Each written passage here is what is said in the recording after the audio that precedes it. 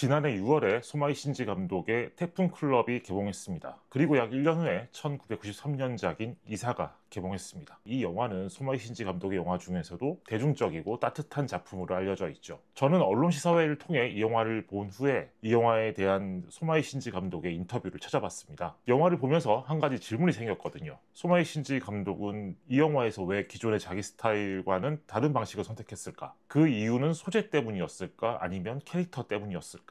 약 30년 전의 영화라서 이 영화에 대한 소마이 신지 감독의 인터뷰를 그리 많이 찾을 수는 없었습니다. 그런데 일본의 어느 매체 사이트에서 1994년에 키네마 준보가 진행했던 인터뷰를 그대로 옮겨놓은 게 있었습니다. 이 인터뷰에는 이런 이야기가 있더라고요. 이사는 오사카의 요미우리 TV를 비롯한 간사이 지역 주민들이 자금을 모아 좋아하는 영화를 좋아하는 방식으로 만들어주세요 라는 취지로 시작된 영화였습니다. 모두 정말 좋은 사람들이었고 그분들만큼은 절대 배신할 수 없다는 마음이 강했습니다. 그 덕분에 제 자신을 너무 앞세우지 않고 저의 방식으로 자신을 죽이는 방식을 적절히 활용해 만든 영화가 되었던 것 같습니다. 여기에서 처음 눈에 띄는 부분은 자신을 죽이는 방식이라는 말이죠. 그런데 자세히 보면 저의 방식으로 라는 단서가 붙습니다. 저에게는 조금 더 생각을 해봐야 되는 말이었습니다. 나의 방식대로 나의 스타일을 죽이는 방식이라는 게 과연 어떤 얘기일까? 그래서 오늘은 이사의 몇몇 흥미로운 장면들을 통해서 나의 방식대로 나의 스타일을 죽이는 방식이라는 이 소마이 신지 감독의 말을 이해해 보려고 합니다. 당연히 오늘의 이야기에는 스포일러가 아주 많습니다. 아직 이사를 관람하지 않으신 분들은 시청에 주의하시기 바랍니다. 영화의 첫 시퀀스부터 이야기를 해야 할 것 같습니다. 보자마자 신경 쓰이는 그런 부분이 있었거든요. 아빠와 엄마, 딸이 저녁 식사를 하고 있는데 식탁이 삼각형이죠. 이 식탁이 눈에 들어올 수밖에 없었습니다. 영화의 설정상 1990년대 초반에 평범한 일본 가정집 이런 풍경인데 그렇게 볼 때 삼각형의 식탁은 더 눈에 띌 수밖에 없죠. 당연히 이 상황을 보는 관객들이 뭔가 이질감을 느끼도록 넣어놓은 식탁일 겁니다. 그리고 그런 식탁 위에서 식사를 하는 가족의 대화도 뭔가 평범하지는 않습니다. 아이는 아빠에게 생선도 잘 골라 먹지 못한다면서 정말 혼자 잘 살 수 있겠냐, 채소라도 잘 챙겨 먹을 수 있겠냐 이런 식으로 잔소리를 하죠. 엄마가 딸에게 오늘 너 참 말이 많다 이렇게 또 얘기를 합니다. 이때 아이는 즐거운 식탁 대화가 행복한 가정을 만든다 이렇게 얘기를 또 하죠. 이때부터 관객의 입장에서는 이 아이의 부모가 이혼을 결심했겠구나 이런 추측을 하게 됩니다. 저는 이런 연출이 상당히 재미있었습니다. 장면의 구도 그리고 말하자면 어딘가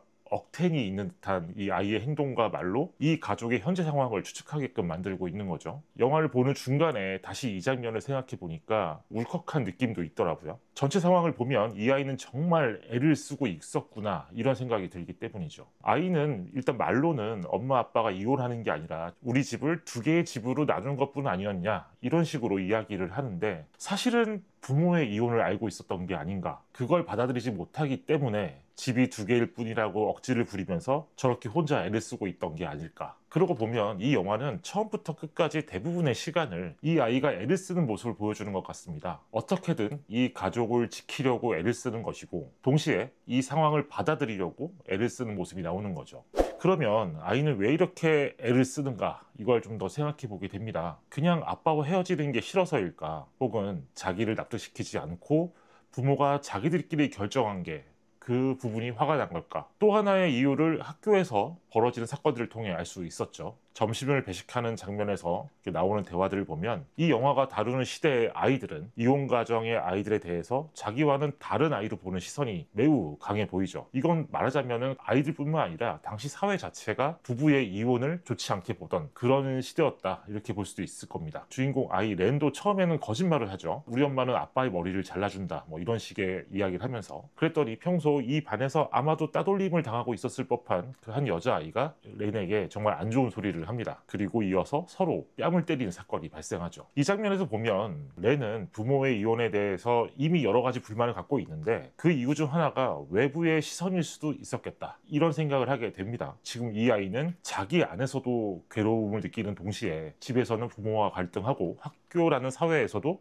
싸우고 있는 것이죠. 이 영화가 그렇게 마음에 맺힌 게 많은 아이의 모습을 담아내려고 정말 많은 공을 들이고 있는 것 같습니다. 그런 부분이 직접적으로 드러나는 장면은 렌이 학교에서 알코올 램프로 아이들을 위협하다가 불을 질러버리는 바로 그 장면일 텐데, 이 부분에서 태풍 클럽에 나왔던 그 아이들의 모습이 어느 정도 연상되기도 했습니다. 태풍 클럽도 단순하게 말하면 마음속에서 여러 가지 갈등과 욕망이 부딪히던 그 아이들이 태풍을 맞이해 폭발하는 그런 흐름의 이야기였잖아요. 이사의 렌도 같은 상황에 놓여 있다고 볼 수 있죠. 영화를 보면 이 아이가 예측할 수 없는 행동을 자주 보이고 있습니다. 이혼 가정의 아이와 장을 보고 가다가 그의 이야기를 듣고 갑자기 뛰어간다든지, 엄마와 언쟁을 벌이다가 갑자기 마이클 잭슨의 문워크로 피해 간다든지, 영화에 나오는 대부분의 장면이 롱테이크로 촬영되어 있는데도 그렇게 긴장감이 가득한 이유 또한 바로 그런 식으로 아이들의 행동을 연출했기 때문인 것 같습니다. 이 아이가 어떤 행동을 할지, 또 어떤 말을 하게 될지, 그래서 나머지 사람들이 어떤 반응을 보일지, 이런 것들이 궁금해지는 포인트가 있거든요. 그런 긴장감이 가장 가득했던 장면이 렌이 욕실에 스스로를 가두는 바로 그 부분이었습니다.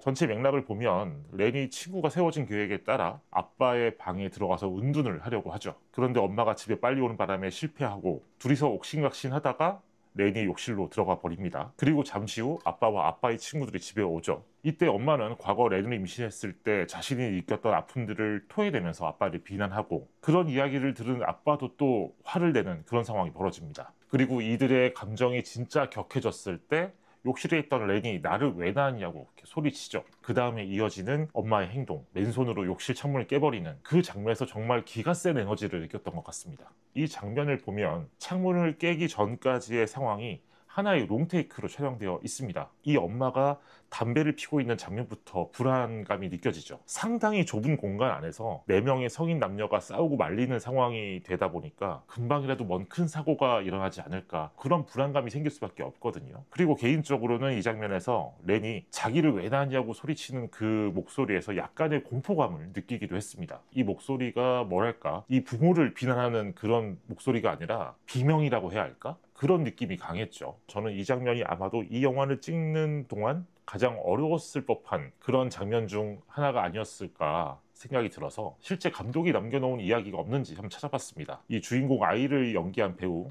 타바타 토모코에 대한 이야기를 하면서 언급한 부분이 있더라고요. 토모코는 아이라고 보기에는 중심이 무거웠다. 침착하다는 것과는 다르다. 마음에 쌓아두고 있는 감정의 양이 무거웠다. 기쁨, 분노, 슬픔, 즐거움 같은 것들. 부모의 다툼에 항의해 욕실에 틀어박히는 장면부터 그녀는 본격적으로 움직이기 시작했다. 아무튼 이 사건이 발생하는 장면까지 보았을 때 이 영화는 처음부터 끝까지 인물들이 느끼는 아픔 또는 고통, 이런 거를 계속 관객에게 전달하려고 하는구나, 그런 생각이 들었습니다. 기본적으로 이 영화는 아이의 시점을 따라가기 때문에 귀엽기도 하고 또 그만큼 안타깝기도 하지만 오히려 더 고통스러운 그런 장면들이 이어지고 있었던 것이죠. 특히 후반부에 이어지는 가족 여행에서 렌은 더 물리적인 고통을 경험합니다. 렌이 부모에게서 떨어져 혼자 돌아다니다가 한 할아버지를 만나게 되죠. 그리고 할아버지와 함께 불꽃놀이를 보게 됩니다. 그때 멀리서 보이던 엄마와 대화를 나누는데, 이때 아이는 엄마, 나는 빨리 어른이 될게, 이렇게 얘기를 해요. 그런데 그렇게 얘기를 하자마자 배를 움켜잡죠. 솔직히 저는 영화를 보는 동안에는 저 아이가 갑자기 왜 저러지 싶었습니다. 나중에 이 영화에 대한 일본 쪽의 다른 리뷰를 찾아보니까 그 순간 이 아이에게 초경이 찾아온 것이라는 그런 설명이 있었습니다. 그리고는 아이 혼자 정처 없이 숲을 떠도는 장면이 꽤 길게 나옵니다. 저한테는 이 장면이 상당히 낯설게 느껴졌습니다. 가족 드라마로 진행되던 영화가 갑자기 초현실적인 분위기로 진행되는 느낌이었거든요. 물론 결론적으로는 그런 방황과 고통의 시간 끝에 과거의 자신을 보듬을 수 있는 그런 인간으로 성장한다, 뭐 이런 개념인 것 같았어요. 과거에 가족이 즐거웠던 시절을 떠올리고 그 시절의 자신을 바라보고 껴안으면서 축하한다고 이야기하는 아주 명확한 장면이 있죠. 특히 이 아이가 축하합니다 라고 소리치는 그 장면의 타이밍이 세게 다가왔던 것 같습니다. 과거에 자신이 부모와 멀어지면서 슬퍼하는 바로 그 순간에 축하합니다 라고 소리를 치거든요. 자신이 바라보는 그 아이가 상처받지 않도록 그렇게 응원하는 느낌으로 소리를 치는 듯한 타이밍이었죠. 이 장면에 대해서도 인터뷰를 찾아봤는데, 소마이 신지 감독이 남긴 인터뷰를 보면 처음부터 계획한 건 아니었다, 이런 식으로 이야기를 하고 있습니다. 그렇게 과거의 자신과 포옹하는 지점까지 갈 거라고는 생각도 못했다. 현장에서 그녀를 보고 있으면서 편하게 해주고 싶다고 생각했던 게 아닐까. 그래서 그건 그녀의 힘이라고 생각한다. 여기서 말하는 그녀는 배우 타바타 토모코를 통해 보게 된 렌이라는 바로 그 캐릭터겠죠. 영화에 나온 것처럼 직접적으로 축하한다고 이야기를 하면서 과거에 자신을 포옹해 주는 것까지 계획하지는 않았지만 현장에서 볼 때 이 렌이라는 아이가 그걸 원하고 있는 것처럼 느껴졌다. 이런 뜻으로 파악을 할 수 있을 것 같습니다.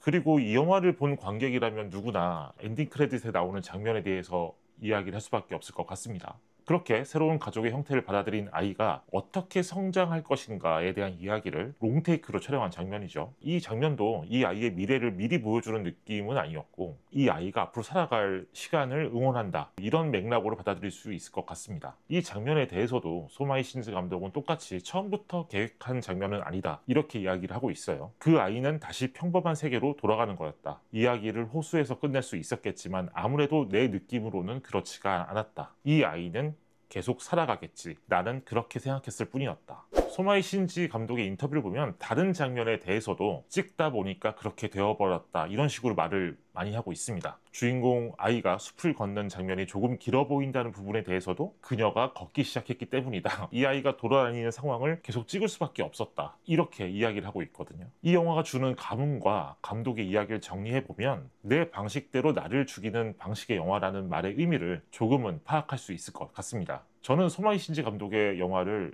많이 보지 못했습니다. 기껏해야 지금 이사를 받고 이전에 태풍클럽, 그리고 세일러복과 기관총, 그 영화를 봤었죠. 그래서 완전히 카테고리화 시킬 수는 없지만 소마이 신지 감독이 아마도 이사 전에는 감독 자신이 시선의 주체가 되어서 감독 자신의 느낌을 따라가는 그런 방식으로 연출을 했다면 이사에서는 주인공 아이의 시점에서 아이가 드러내는 느낌을 찾아가면서 연출을 한 게 아닌가. 일본 쪽에서 나온 비평가들의 이야기를 보니까 한 가지 뒷받침하는 그런 부분이 있더라고요. 영화를 보면 렌의 다빈 선생님이 나오죠. 쇼쿠테이 추베라는 정말 유명한 배우가 연기를 하고 있는데 극 중에서 이 선생님의 이름이 나키메입니다. 그런데 이 이름의 한자를 보면은 소마이라는 감독의 이름에서 서로 상자에 있는 그 나무 목자와 눈 목자를 해체해 만든 이름이라는 거죠. 일본의 이 비평가는 그만큼 이 영화에는 감독 자신이 영화 밖이 아니라 영화 안에 있다, 이런 의미가 아니겠냐, 이렇게 해석을 하고 있습니다. 그렇게 본다면 소마이 신지 감독은 자신이 서 있는 위치를 바꾸었던 것이고 그런 것을 자신을 죽인다, 이렇게 표현한 게 아닐까,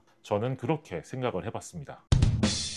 한 가지 더 이야기를 추가하고 싶은 게 있는데요. 저는 이사를 보면서 어디선가 본 듯한 느낌을 주는 그런 장면들이 흥미로웠습니다. 렌이 혼자 여행지를 돌아다니다가 어떤 할아버지와 마주치죠. 그리고는 그 집에서 옷을 갈아입고 잠시 낮잠을 자고 간식도 얻어 먹습니다. 매우 따뜻한 장면인데 그 순간 떠오른 영화가 고레다 히로카즈 감독의 진짜로 일어날지도 몰라 기적, 이 영화였습니다. 실제 고레다 히로카즈 감독은 소마이 신지의 영화를 굉장히 좋아했고 또 이사에 대해서도 매우 좋은 이야기를 했었죠. 진짜로 일어날지도 몰라 기적을 떠올려 보면 이 영화가 이사의 영향을 정말 많이 받았던 게 아닌가 싶더라고요. 앞서 이야기한 것처럼 우연히 만난 노인이 아이들에게 잠자리와 음식을 제공하는 장면도 그렇죠. 진짜로 일어날지도 몰라 기적에도 비슷한 시퀀스가 있습니다. 그리고 이 영화 자체가 이혼 가정의 형제들이 다시 가족의 재결합을 위해 애를 쓰는 그런 이야기잖아요. 물론 이 영화에서도 아이들은 새로운 가족의 형태를 인정하면서 성장하기도 하죠. 이에 대해서는 제가 고레다 히로카즈 감독의 인터뷰를 찾지도 못했습니다. 그런데 분명 진짜로 일어날지도 몰라 기적을 구상하는 동안 자신도 모르게 이사의